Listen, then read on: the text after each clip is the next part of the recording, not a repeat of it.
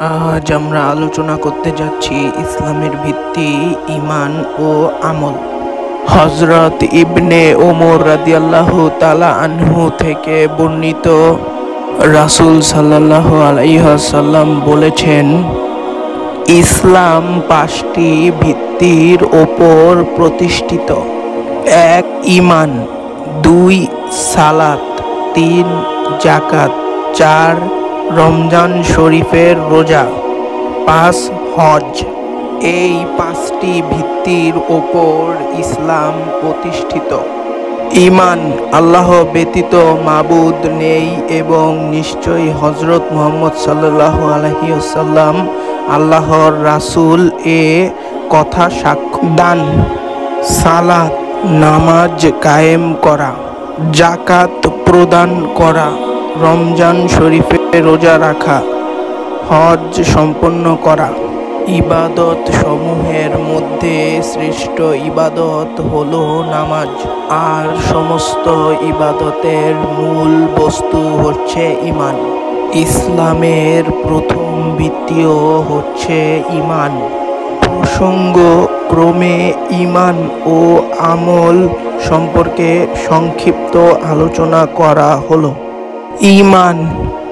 হযরত তালহা ইবনে Ubaidullah রাদিয়াল্লাহু তাআলা আনহু থেকে বর্ণিত, তিনি বলেন, একজন নজদবাসী লোক এলোমেলো কেশে রাসূলের করিম সাল্লাল্লাহু আলাইহি ওয়াসাল্লাম এর নিকট এসে পৌঁছলো এবং ফিসফিস করে কি যেন বলতে লাগলো।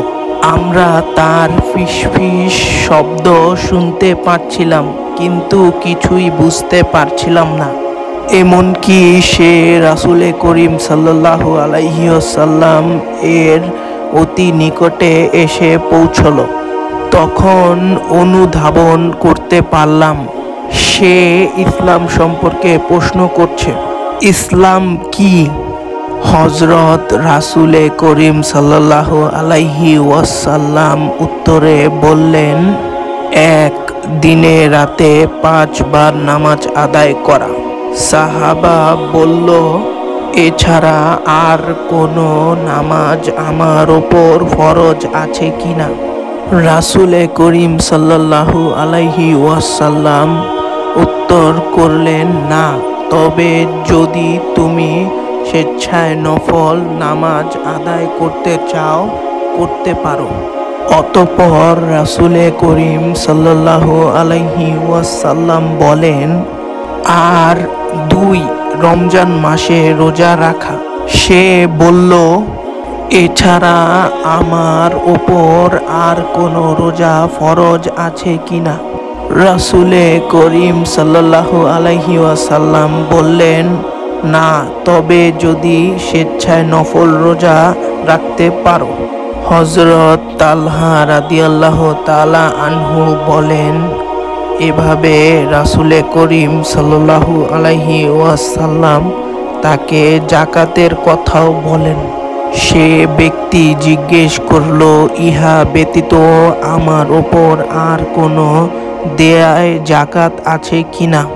রাসূলে করিম সাল্লাল্লাহু আলাইহি ওয়াসাল্লাম বললেন, না, কিন্তু যদি স্বেচ্ছায় দান করো। হযরত তালহা রাদিয়াল্লাহু তাআলা আনহু বলেন, অতঃপর সে এই বলতে বলতে চলে গেলেন, আল্লাহর কসম, এর উপর আমি কিছু বেশিও করব না এবং এর চেয়ে কমও করব না। এ কথা শুনে রাসূল সাল্লাল্লাহু আলাইহি ওয়াসাল্লাম বলেন, লোকটি সাফল্য লাভ করল যদি সে সত্য বলে থাকে। সম্ভবত তখনও হজ ফরজ হয়নি। বুখারী ও মুসলিম শরীফ। ঈমান ও আমল পরস্পর অঙ্গীকারভাবে জড়িত। একের অভাবে অপরের দ্বারা কোনো উপকার হয় না।